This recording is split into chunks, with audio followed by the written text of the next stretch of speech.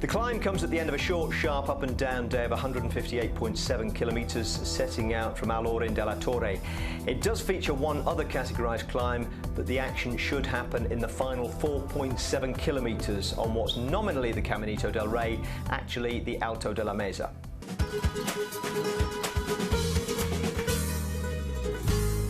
Well, 4.5 kilometres suggests now that the climb in earnest has begun. Tinkoff Saxo moved to the front there, setting the pace. Sky in the form of Geraint Thomas and Nicolas Roche still very prominent. That's Cyril Gauthier for Europe Cast, setting things up, possibly for himself or maybe for Pierre Rolland.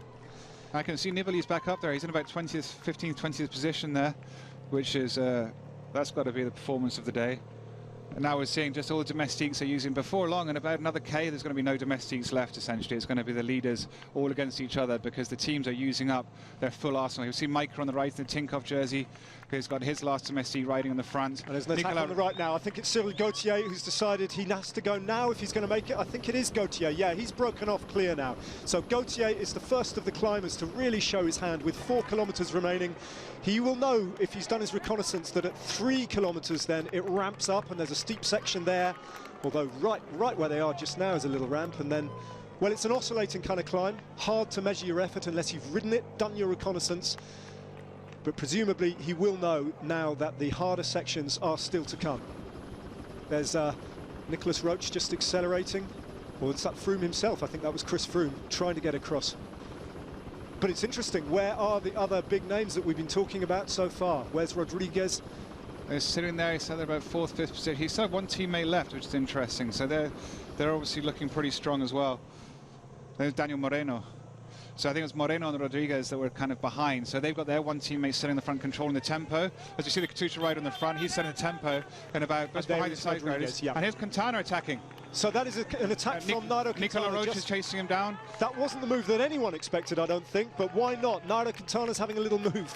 And as you say, Nicolas Roche is bringing that back. Esteban Chavez for Orica Green Edge. It's a sweep past Cyril Gauthier with that injection of pace. There's a giant Alpecin rider there. That's a great on. He's going himself. Who can climb. He's a time trialist, a huge Dutch unit to lumber up a climb like this, but he can climb. He can get up stuff like this, and he's fully committed to this one. But again, then Quintana just looking at Roche, wondering who's going to chase down Dumoulin. Mikey's going as well, just behind, chasing back. Nicolas Roche still controlling things. So Nicolas Roche is obviously on that sort of defensive duty for Chris Froome, just making sure he shuts things down. And then Chris Froome just follows everyone else that chase down Nicolas Roche. Quintana going again, following them. Well, now here's a dangerous move, because now you've got a bit of a stalemate behind.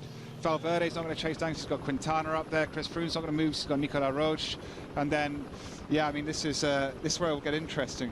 I mean, this is an incredible statement from Tom Dumoulin, just to attack at this point, like on what is a kind of a pure climbers attacking climb here, or it's a renowned time trialist. It's pretty impressive. Alpozo Vivo bringing it back.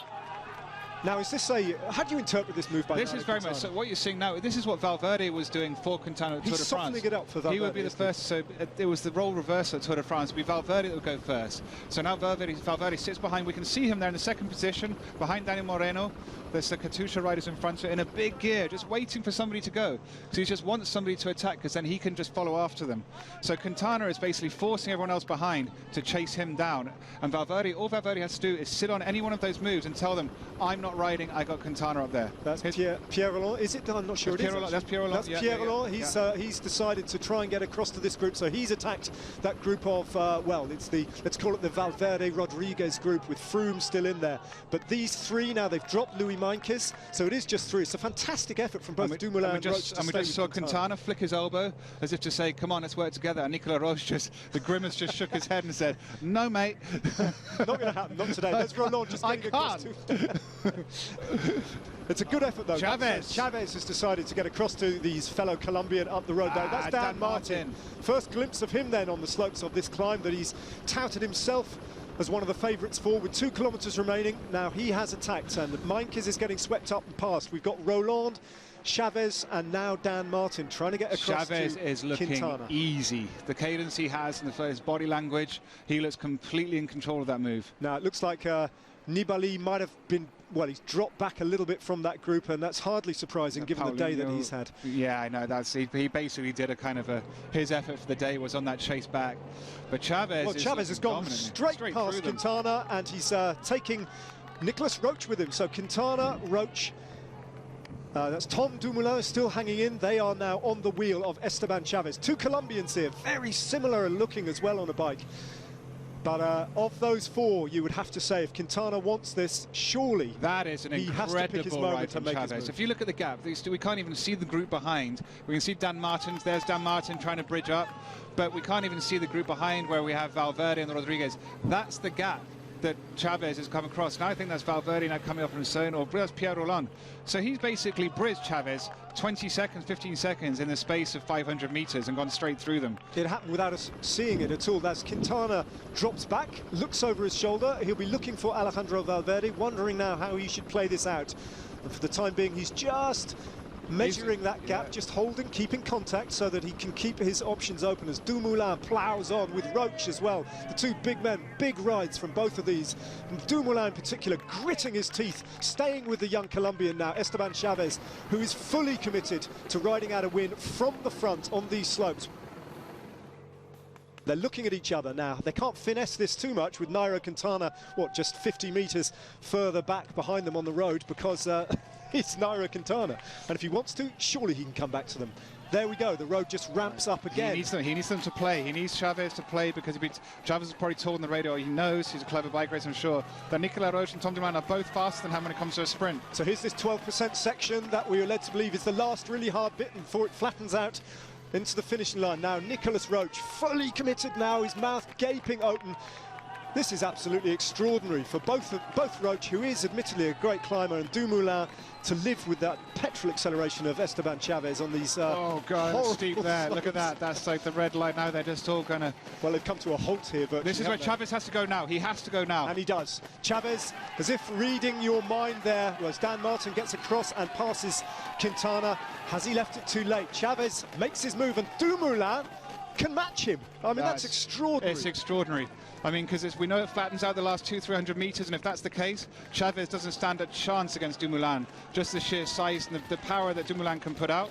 But let's see. I mean, let's just see. I mean, Chavez has done just a remarkable performance on his climb. This stage for Dumoulin is all about the next 50 meters or so as they go round this corner. Still a bit more climbing to do, but if he can just maintain that tiny distance to the back wheel of Esteban Chavez, as you say, surely he will back himself to sprint past the young Colombian and take the win.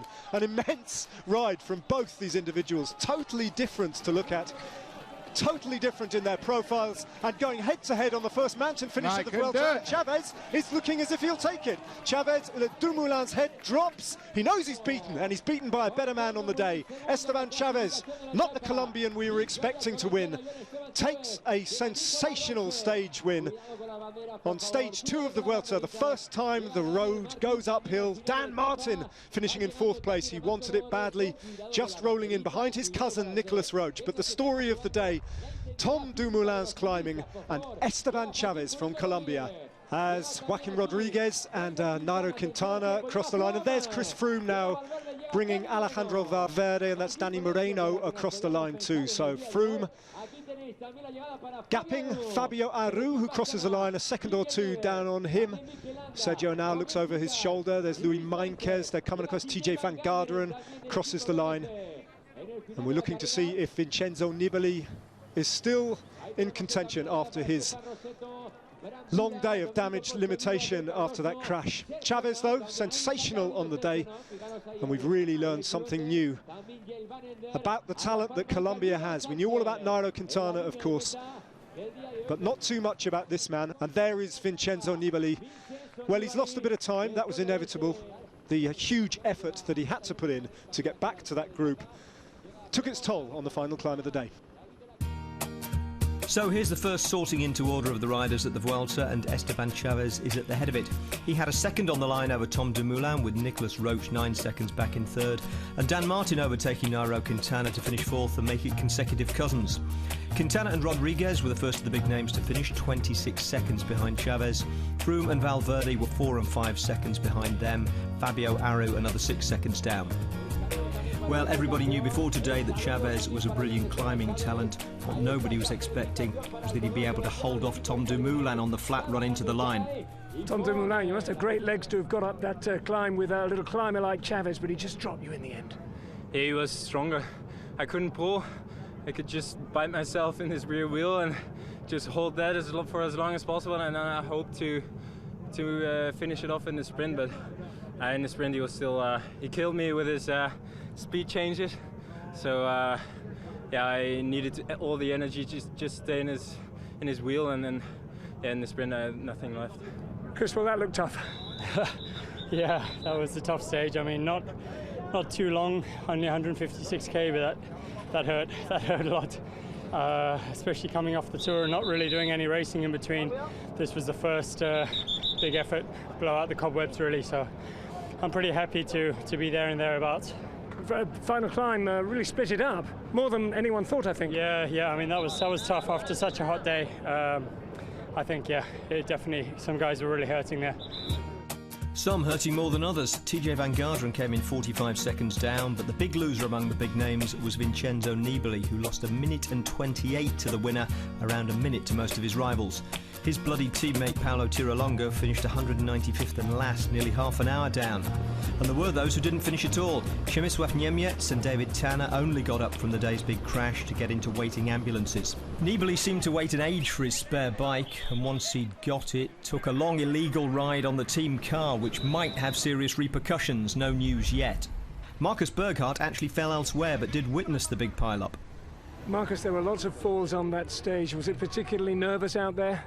No, I don't. Actually, it was a wide road, and I don't really know what happened. There was this big crash, and on one moment there were so many people on the ground. Are you okay? I have something wrong with my knee. I was doing the last 20k on one leg. We have to check it with the doctor now. Dan Martin was perfectly placed with all the favourites on the final climb and finished ahead of all of them. Unfortunately for him, by then Chavez had already made his winning move. I mean, on paper it didn't look like that hard a stage, but in the end it was really, really difficult. I mean, all day we had 2,800 metres climbing, you know, so, and with the heat as well. Yeah, it was a hard day, and I think you saw that at the end. It wasn't really, I think everybody was a bit afraid to make a big effort because they knew how steep the end was, and everybody's watching each other, and I didn't expect them to let me go. That's why I kind of waited, and then I thought, I saw the stage was going, so I had to try something, and then, yeah, Chavez came past me, and it's just, I think I'm just missing racing, to be honest. I mean, I felt definitely a bit rusty at the start today, so yeah, hopefully we'll get better and better, and yeah, it's a good start. And the best of all possible starts for yet another talented Colombian climber, albeit one who speaks fluent Australian.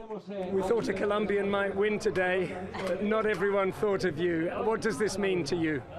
It's an amazing feeling. I want to say thanks for all my teammates, all the staff, all the team is unbelievable. The team have the confidence in me. I want to do the best today. Thank you, mates. This is an amazing job. Where is this in the hierarchy of wins in your career? It's really important. No, it's the most important victory in my life.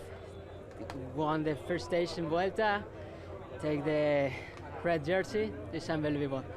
I want to leave the skin in the road for keep the red jersey. Can you keep hold of it? You've got a mountain stage in 2 days' time, and then in 4 days' time, and then in 6 days' time.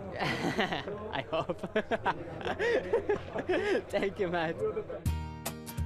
So here's the first individual GC of this year's Vuelta, the same as the stage result, plus the time bonuses of 10, 6 and 4 seconds for the first 3 places. That gives Esteban Chavez a 5-second lead at the top.